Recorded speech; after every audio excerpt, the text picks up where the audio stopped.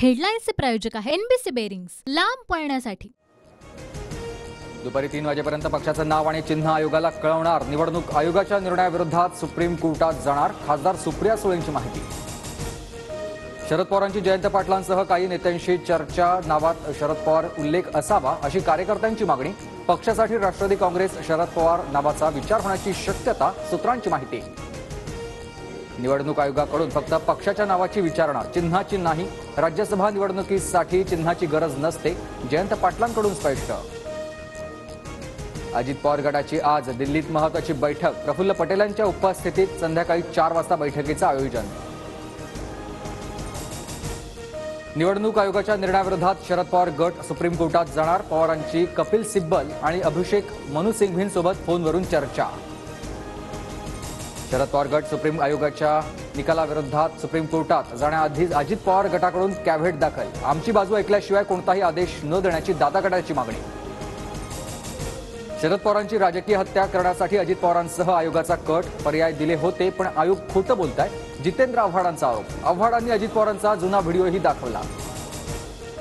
आमचा पक्ष आणि चिन्ह शरद पवारच, जखमी वाघ अधिक घातक असतो। आम्ही कोर्टात जाणार, लढणार आणि जिंकणार। आयोगाच्या निकालानंतर रोहित पवारांची टीका। राष्ट्रवादी पक्ष वाढवलेल्या अजित पवारांना निवडणूक आयोगाकडून चिन्ह आणि पक्ष। आयोगाच्या निर्णयानंतर नितेश राणेंची प्रतिक्रिया।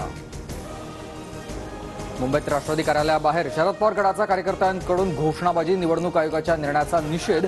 नगर आणि धुळ्यातही शरद पवार गटाच्या कार्यकर्त्यांचं निषेध आंदोलन।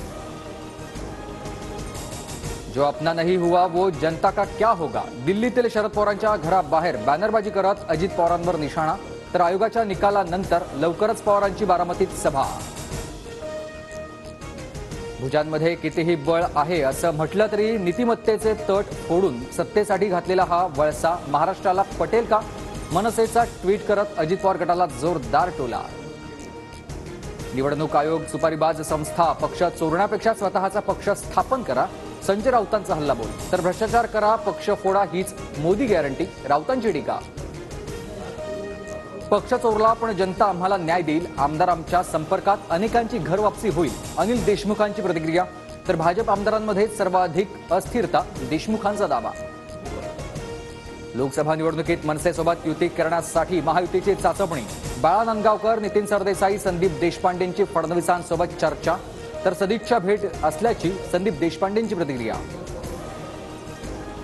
संभाजीराजे छत्रपती 5 दिवसांपासून नॉट रिचेबल। कुटुंब आणि कार्यकर्त्यांनाही संभाजीराजेंचा पत्ता नाही। सगळे दौरे रद्द केल्याचं 2 फेब्रुवारीला संभाजीराजेंचं ट्विट। हेडलाईन्सचे प्रायोजक आहे एनबीसी बेरिंग्स, लांब पळण्यासाठी।